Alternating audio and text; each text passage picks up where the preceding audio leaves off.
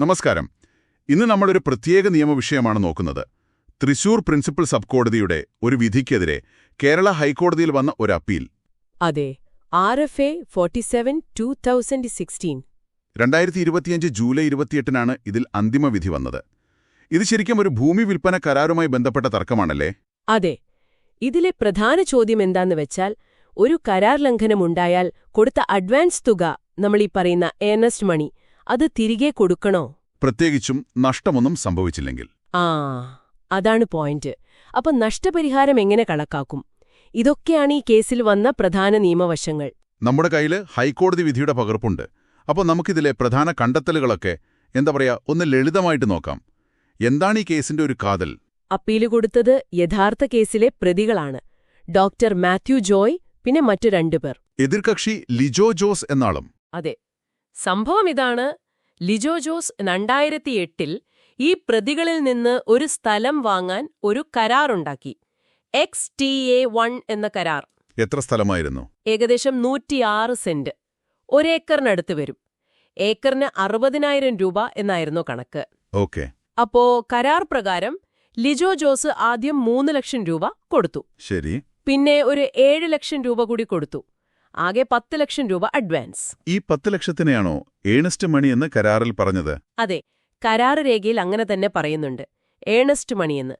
കരാറ് നടപ്പാക്കാനുള്ള തീയതി 2009 സെപ്റ്റംബർ 15 അത് പിന്നെ നീട്ടിക്കൊടുക്കുകയൊക്കെ ചെയ്തു. പക്ഷേ എന്തായാലും ആ ഇടപാട് പൂർത്തിയായില്ല. ഇല്ല. ലിജോ ജോസിന്റെ വാദം എന്തായിരുന്നു? ഞാൻ പണം തരാൻ റെഡിയായിരുന്നു, പക്ഷേ വിൽക്കുന്നവർ സഹകരിച്ചില്ല എന്നാണോ? ഏതാണ്ടതെ. അതായത് ബാക്കി തുക കൊടുത്ത് ആധാരം രജിസ്റ്റർ ചെയ്യാൻ താൻ തയ്യാറായിരുന്നു, പക്ഷേ പ്രതികളുടെ പിതാവ്, അദ്ദേഹമായിരുന്നു പവർ ഓഫ് അറ്റോർണി ഹോൾഡർ. കാര്യങ്ങൾ നടത്താൻ ചുമതലപ്പെട്ടയാൾ. അതെ, അദ്ദേഹം ഒഴിഞ്ഞു മാറി എന്നായിരുന്നു ലിജോ ജോസിന്റെ പരാതി.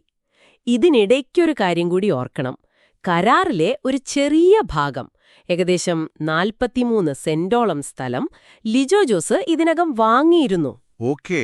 അപ്പോ പ്രതികളുടെ വാദം എന്തായിരുന്നു? അവര് പറഞ്ഞത് നേരെ തിരിച്ചാണ്.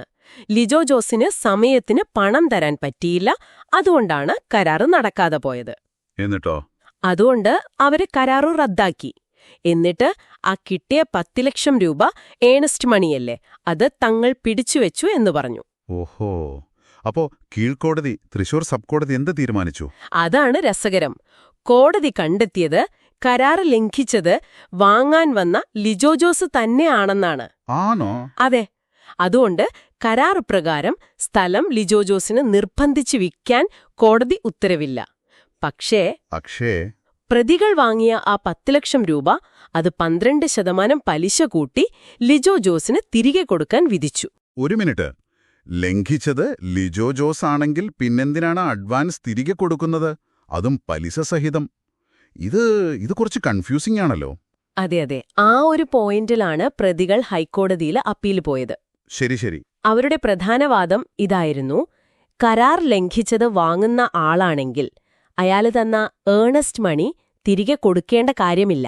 അതിനവരെന്തെങ്കിലും നിയമവശം പറഞ്ഞോ? ഇന്ത്യൻ കരാർ നിയമത്തിലെ സെക്ഷൻ 74 പിന്നെ ന്യായമായ നഷ്ടപരിഹാരം സംബന്ധിച്ച ചില പഴയ കോടതി വിധികളും ഒക്കെ അവര് ചൂണ്ടിക്കാട്ടി. സോജി പീറ്റർ, കൈലാസ്നാഥ് അസോസിയേറ്റ്സ് പോലുള്ള കേസുകളൊക്കെ.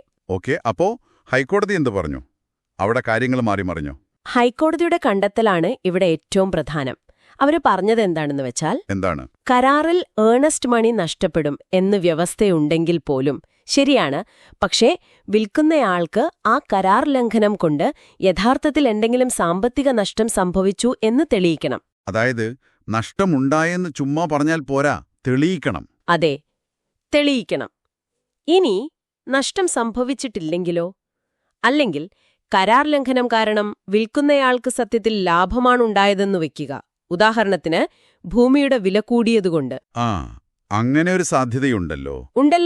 അങ്ങനെയുള്ള സാഹചര്യത്തിൽ ഈ അഡ്വാൻസ് തുക പിടിച്ചുവെക്കാൻ അവകാശമില്ല എന്നാണ് ഹൈക്കോടതി പറഞ്ഞത്. അപ്പോ ഇന്ത്യൻ കരാർ നിയമത്തിലെ സെക്ഷൻ 74 ശരിക്കും ഒരു പെനാൽറ്റി ക്ലോസ് അല്ല, മറിച്ച് റീസണബിൾ കോമ്പൻസേഷൻ, അതായത് ന്യായമായ നഷ്ടപരിഹാരത്തിനാണ് ഊന്നൽ നൽകുന്നത് എന്നാണോ?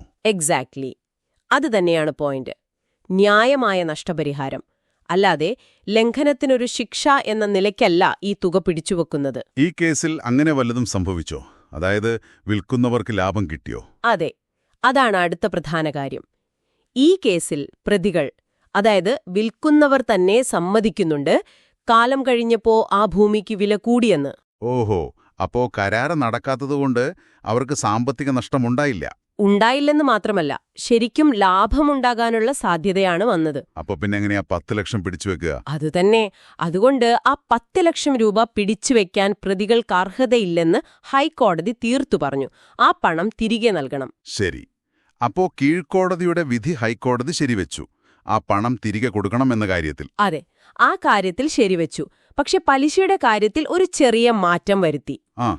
കീഴ്ക്കോടതി 12% പലിശ വിധിച്ചിരുന്നല്ലോ. അതെ, ഹൈക്കോടതിക്ക് തോന്നി കരാർ ലംഘിച്ചത് വാദി, അതായത് ലിജോ ജോസ് ആയതുകൊണ്ട് 12% പലിശ എന്നത് ഒരു ശകലം കൂടുതലാണെന്ന്. എന്നിട്ട് അതുകൊണ്ട് പലിശ 8% കുറച്ചു.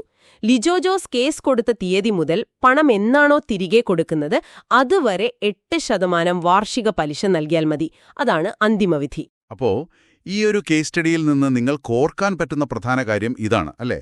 ഒരു സെയിൽ എഗ്രിമെന്റിൽ ഏർണസ്റ്റ് മണി ഫോർഫിറ്റ് ചെയ്യും, അതായത് നഷ്ടപ്പെടും എന്നെഴുതി വെച്ചാൽ പോലും വിൽക്കുന്ന ആൾക്ക് യഥാർത്ഥ നഷ്ടമുണ്ടായില്ലെങ്കിൽ ആ തുക മുഴുവനായി പിടിച്ചുവെക്കാൻ പറ്റില്ല. പ്രത്യേകിച്ചും വസ്തുവിന് വില കൂടുന്ന ഒരു സാഹചര്യമാണെങ്കിൽ. വളരെ ശരിയാണ്. നിയമം നോക്കുന്നത് ന്യായമായ നഷ്ടപരിഹാരമാണ്, അല്ലാതെ കരാർ ലംഘനത്തിന് ഒരു ശിക്ഷ കൊടുക്കലല്ല അതിന്റെ ലക്ഷ്യം. നിങ്ങൾക്ക് സ്വന്തമായി ആലോചിക്കാൻ ഒരു കാര്യം കൂടി പറയാം. ഈ ഭൂമിയുടെയൊക്കെ എപ്പോഴും മാറിക്കൊണ്ടിരിക്കുകയല്ലേ? അതെ. അപ്പോ ഇതുപോലൊരു സാഹചര്യത്തിൽ എന്താണ് ന്യായമായ നഷ്ടപരിഹാരം എന്ന് എങ്ങനെ കൃത്യമായി കണക്കാക്കും? വിൽക്കുന്ന ആൾക്ക് വില കൂടിയതുകൊണ്ട് ലാഭമുണ്ടായി എന്ന് വെക്കുക. അപ്പോൾ വാങ്ങാൻ ശ്രമിച്ച് കരാർ ലംഘിച്ച മറ്റേയാൾക്ക് അയാൾക്ക് എന്തെങ്കിലും ഒരു ആശ്വാസത്തിന് അർഹതയുണ്ടോ? നിയമം അങ്ങനെയൊരു സാധ്യത പരിഗണിക്കുമോ? എന്തായാലും ചിന്തിക്കാവുന്നൊരു കാര്യമാണ്.